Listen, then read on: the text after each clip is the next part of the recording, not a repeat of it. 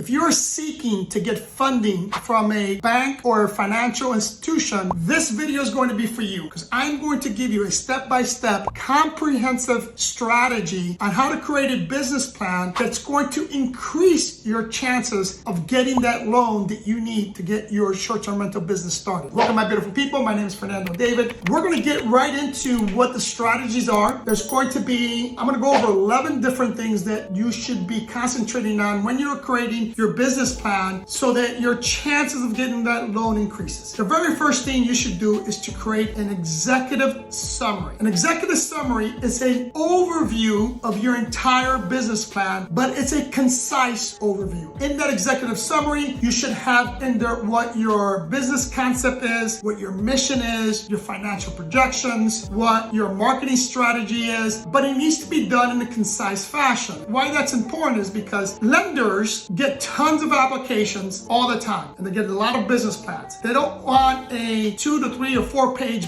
executive summary because then they're going to read it. But if you make it concise, it increases chances of that business lender reading it. And I'm going to give you a very concise example of what I would write in that executive summary. And basically, it'll be our short-term rental business. The name of the business, for example, in my case, is our short-term rental business, PMI Premium Services, aims to provide a unique and stylish short-term rentals in the heart of Fort Lauderdale, right? You want to name the specific area where you're going to be operating, and you want to tell them what your mission is going to be, what you're going to focus on. So for example, I would write something to the effect of, with a focus on exceptional guest experience and strategic marketing. Now that's going to be important for later on, but strategic marketing, and we project a steady growth and a 70% occupancy rate the first year. We are seeking, now this is where you're going to ask for how much money you want to fund your business. We're seeking $100,000 in funding to acquire and renovate 2 properties. Here's where you want to be specific. What do you want that money for, and what are you going to do with that money when you get it? So that executive summary is going to be on the first page. Then the next thing, or step number 2, will be to create your company description. Here's where you want to be write in detail the description of your company. You want the name. So for example, for us, it's PMI Premium Services LLC. You want to describe your legal structure, like what kind of structure do you have. You want to write in there who the founders are or founder and their background. In addition to that, you also want to go ahead and explain what your mission statement is going to be and your vision for the company. But another example there is, at PMI Premium Services LLC, we are a short-term rental company based out of Fort Lauderdale, and the company was founded by Fernando David. Fernando David has extensive experience in the hospitality business, and that's important because if you're in the short-term rental business, you're in the hospitality business. You're not in real estate. Don't make that mistake. And then we aim to create a memorable experience for our guests through carefully created properties and personalized concierge service. Our mission is to become the preferred, trusted choice for travelers seeking a unique and comfortable accommodation. Now that's just an example, a broad overview of what you should write within your company description. And be more descriptive than that, be more original than that. Something to that effect should be in your company description. And number 3 is going to be important. Number 3, you want to write out a very comprehensive market analysis. Now, today, this is easy because there's tons of companies out there that you can solicit to give you that information and or solicit to do the work for you.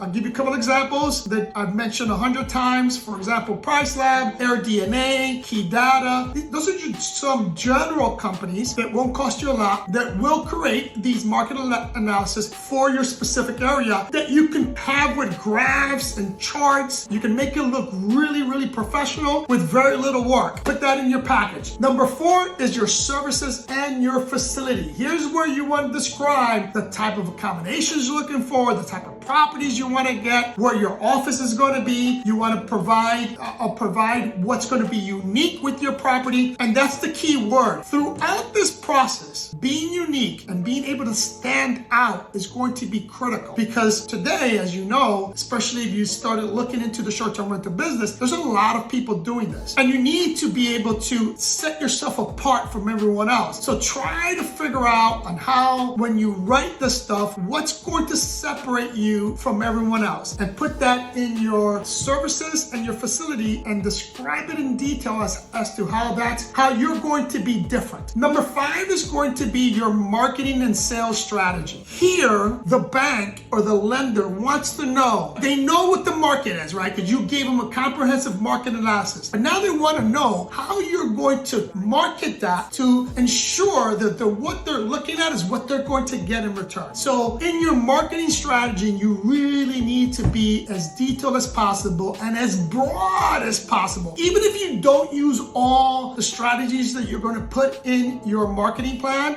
you need to still include it. For example, stuff that people forget, guerrilla marketing is one that I would include, your social media marketing, your email campaigns, traditional marketing like buying ads, etc. That all needs to be in your marketing and sales strategy. In addition, I would include a section in there on how you're going to train others within your staff to sell your product. Very important that you do that. And again, this is where you don't want to be concise like you were in an executive summary. You want to be as detailed as possible in this section. Number 6 is going to be your operation and management. Here is going to be where you're going to write and describe your day-to-day operation. You know, how you're going to operate as a short-term rental business. What type of cleaners you're going to have. Are you going to use vendors? Are you going to have them in-house? Is your maintenance people going to be vendors or in-house? Are you going to have a manager to handle operations? Sales team? All that needs to be in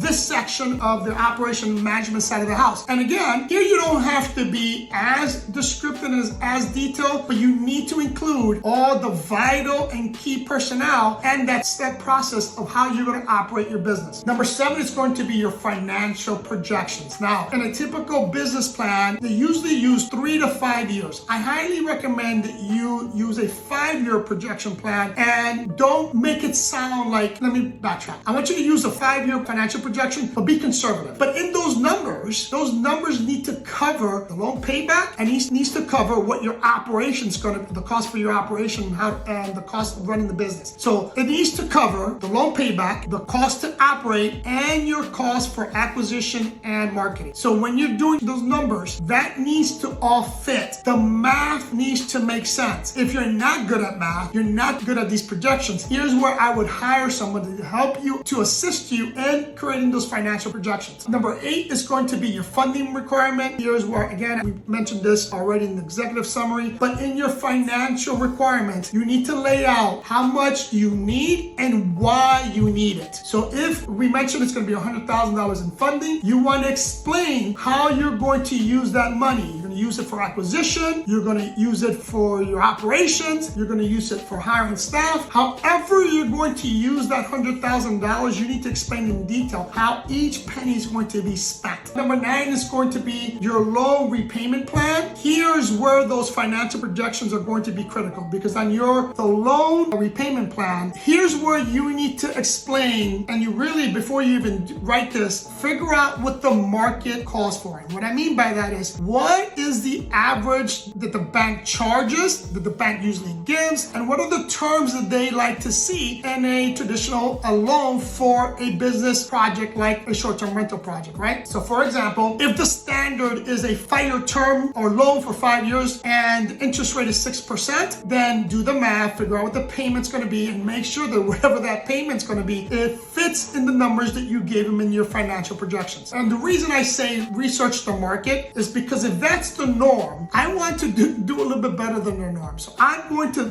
give them a projection or a repayment plan that's going to be better than the standard, and let them counter. Let them come back to me and say, hey, we can't give you those terms, but how about these terms? And then try to negotiate those terms. Believe it or not, banks will negotiate with you if everything else you wrote is solid and if they believe in your track record. Very important here, because a lot of people don't realize this as well, and it kind of sucks for those of you that had financial issues in the past, because they are going to look at you. They are going to run your credit. They want to see how reliable you've been in the past and making your payments. They want to see, for example, if you had how consistent you are in work. They want to see all that. They're going to look at that. But you need to include that in your loan repayment plan and try to negotiate those deals. And this is where it starts when you create your business plan. Number 10 is going to be your appendix. In your appendix, you want to provide all the supporting documents documents that we just discussed, right? And that market analysis, you want to cite all the areas you got the data from. For example, if you have been in the business, you want to provide your financials to support what you're talking about. But in the appendix is where I say you need to bring receipts. You need to bring all the receipts that you can to prove that what you're talking about is true and accurate and that you can accomplish what you're stating you're going to accomplish. The last thing you want to do is,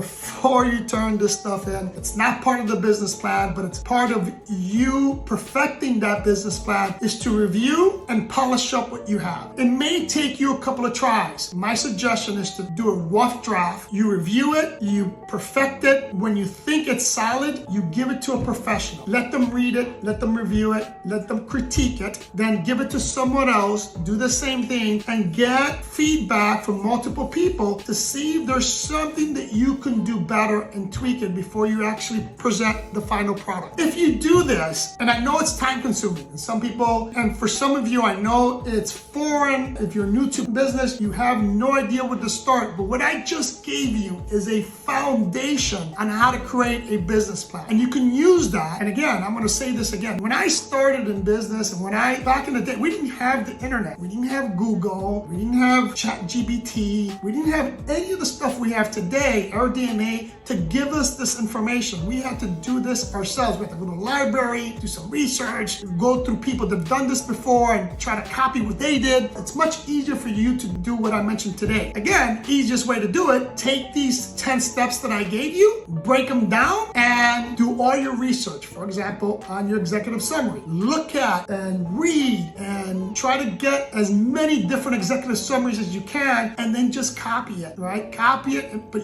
when I say copy it, take what's great about each summary that you read and make it your own, and do that for every single step. My beautiful people, I hope this information was useful. If it was, hit that like button, subscribe if you haven't subscribed, follow me on Instagram. Love you guys, and I'll see you in the next one.